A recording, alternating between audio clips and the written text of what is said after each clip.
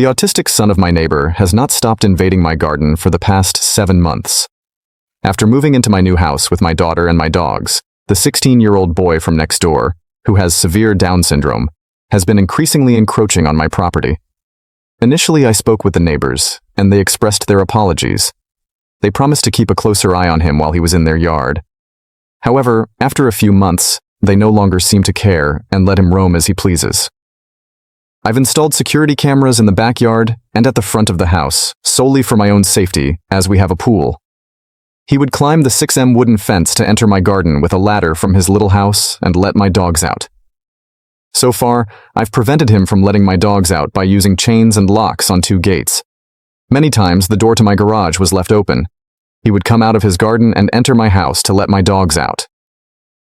When he got into the yard and couldn't get out, he would start screaming, crying, and freezing before starting to close the gates because of them and letting my dogs out.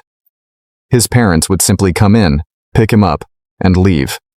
Now, since I changed that, they started making a big fuss, saying that I was trapping him in my garden and that they had to climb the fence, bring the ladder, and carry him back. I'm not really blaming the child. He doesn't know what he's doing. He has some very serious problems, and he's very lucky that my 2 German Shepherds are very friendly. However, last week, I had to draw the line. While I was at work, one of my daughters called me complaining that the boy had jumped the fence again and was causing a ruckus while she was trying to sleep. She said he was trying to open the gate to let the dogs out of the house by hitting the locks with a hammer. She told me his parents weren't home at the time, so she didn't know who to tell to come pick him up. A wave of sympathy washed over me.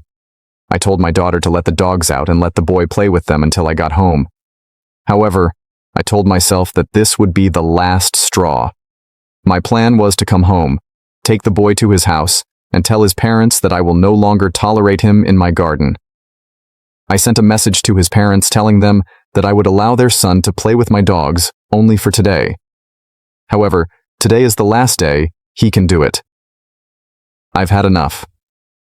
I continued working until I received a notification on my phone from my camera system saying that sporadic movement had been detected in my garden. I ignored it, thinking it was just the boy running around with my dogs. 2 minutes later. Now you can watch the second part by pressing share and more.